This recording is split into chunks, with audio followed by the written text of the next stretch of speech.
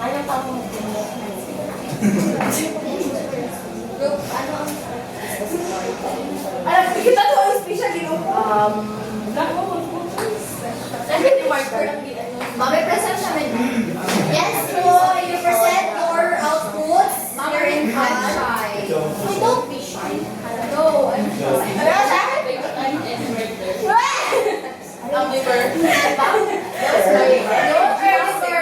Ma, may pagkain po sa labas, ma.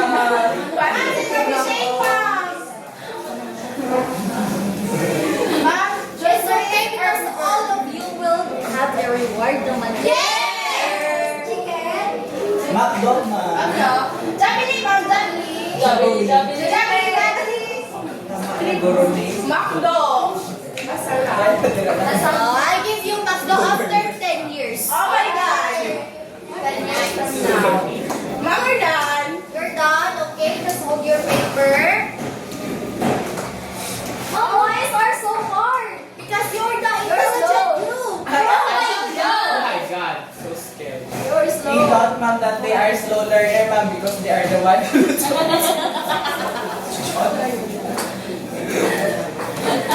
I like this one. This is so cute. They're so Where did you buy this paper, ma'am? Ma'am, this is so beautiful. Kita Pawa. How much Is this quite expensive, ma'am? No, not really. It just ranges from, I think, 50 to 60 pesos. Yes. One piece mo. Each? No, at this 10 sheets. She's fine daw kasi. Kala ko, ma'am, kinuha ko sa office ng papa mo, ma'am. No, my father. Ma'am is Paldo, right? Yes. She can call her Even that father. you supply the father. Just like him. Okay, so Justin Habigo tayo.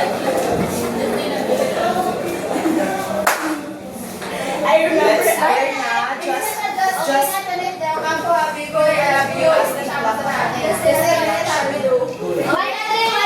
One is done already. So, where's the group one? Here we are. Present your Then we'll outputs. present our outcome. Okay, the air spelled out for number one, the air spelled out for descriptive text. Number two, expository. And number three, procedural.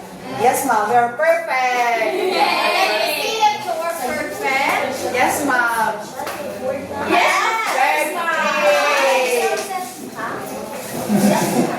Very Present this is our outputs. Now, Mass definition in column 8, the correct special given with the correct type and pronunciation. So number one, a text that convinces the reader to believe or do something that is persuasive.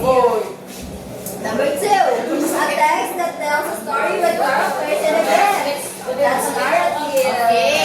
Next, can you listen? Remember our classroom rules? a text that gives information about a topic. That's expository. A text that describes a person, place, thing, or event vividly. That's descriptive. Okay. And then the last one is a text that gives steps or instructions to follow. It's procedural. Yeah, so can you show it to them? That's their work, everyone. Okay, thank you so much. It's Group 3. So, good morning everyone. This is the output of group 3. So, our task is to complete the sentences by filling in the missing words. So, number 1, a blank text provides information and explains facts. Our answer is expository text. Number 2 is a blank text tries to change the reader's opinion or action. So, our answer is argumentative text. Number 3, a blank text gives step-by-step instructions. So our answer is narrative. Procedural. So number 4, a blank text tells the story with a sequence of events. So our answer is narrative text. So number 5, a blank text uses sensory details to describe something. So our answer is descriptive. So that's Let's do it. Nakita. Answer. Answer. Nangaway, Einstein. A pleasant morning to each and every one. So this is our output. So our task is to write 1 or 2 original sentences for each type. So first, number 1, for the narrative. First is our answer is Anna went to her grandma to play, then suddenly died. Ouch. Sakit. Then number 2, a cat and a mouse became friends and lived happily ever after. Number 2, descriptive. So our answer is the ball is round and bouncy. Number 2 is the cookies is so sweet. Next, number 3, expository. Our answer number 1, beans are fermented and roasted to make coffee. Number 2, chocolate dates back in ancient civilization. And that's a fact. Number 4, argumentative. Our answer is students should have shorter class hours. I agree. Okay. Number 2, using public transportation is better for the environment. Yes, that's right. And lastly, for the procedural, our first answer is first, mix the flour and sugar in a bowl. Number 2, next add egg and stir until the batter becomes smooth. And that will be all. Give yourself a barangay clap. So all of you did well and you really understood our topic. So final question. Was it important to learn the different types of text? Yes. So why is it important?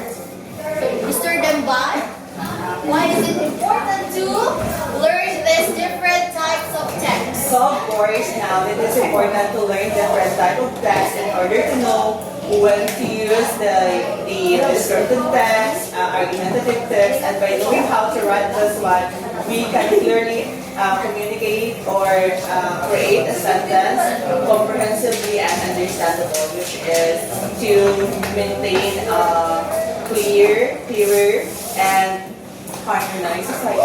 Right. Okay. How about how can you avoid, by the help of these types of text, how can you avoid being misled of an information? Fact check. Okay, Miss Cantos, stand. Ano to, ma'am? With the help of these types of text, how can you avoid being misled by information? So with this type of text, it helps us to identify which type of text we use in different types of text, in different conversations. And we can assure that we use it correctly. Yes. So, Yes. in a medicine label, so how can you assure that you drink the medicine correctly? By reading the procedures. Yes, that's right. Diba? Because if hindi mo sinunod ang mga instructions sa'yo, may possibility na hindi ka It should be prescribed by a registered nurse or a doctor. Yes, that's right. Or specialist. So, how does identifying the difference between argumentative text and expository help you? Okay, Miss Johanny? Because sometimes, ma'am, argumentative is just an opinion. On the other hand, expository provides a reliable data, statistics that, makes a statement or a text reliable or valid to rely on. Kasi on the other hand, kapag argumentative kasi, perhaps galing na siya sa personal opinion. So, possible na if you believe in these opinions of the people, possible na magkaroon ng conflict between individuals or among individuals kasi nga, own perception lang siya ng people. Yes. So, give Miss Johanny a 5 clap. So, how about this? If you are going to make a science project, so which type of text suits the best? If you want to, if you are doing a science project, which type of text suits the best? Okay, please stand.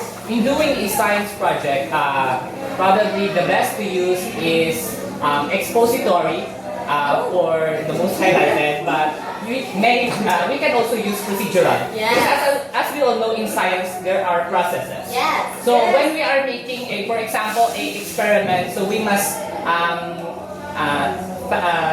tell the procedures of how we make it by stating also the fact. In a judge ka sa open mo. In biology, we also need the descriptives because, for example, when you are explaining something, particularly in biology, like cells, so through this descriptive text, you're able to understand kung ano yung itsura niya, paano siya gumagana. Yes, that's right. Of course, identifying the different types of text helps us understand why these texts are written, whether it is to be informed, for us to be informed, entertain, to give facts and information, or guides us on a step-by-step process. So I think all of you really understood, Yes, ma'am. understand our discussion Yes. today. Yes, ma'am. Once again, what was our topic today? We talk about the different types of text. Yes, ma'am. How many types of text? And so what are those types of text? Narrative, descriptive, argumentative, expository, and procedural. What is the job of an expository text? To provide How about the narrative text? to tell a story. How about a descriptive? Descriptive. An argumentative text? Persuade. Yes. And lastly, the procedural text? Step-by-step process. So I'm very happy that you all understand our topic today, the 5 types of text. So kindly get a 1/4 sheet of paper, class, and yes po, 1/4. 1/4. Hindi pwede 1 whole. Hindi pwede 1 half. Ma'am, walang 1/4. Wala ka 1/4. May ballpen ako dito. Sino walang 1/4? Bigyan. Bigyan ni Tempan daw. Ay, alam mo. Ma'am, we're done, ma'am. Okay. So, very good. Sino naka-perfect? Good. So, give yourself a round of applause. We have here an assignment to be passed on Monday. Yes. Can you read? Using all 5 text types. We have narrative, descriptive, Descriptive, expository,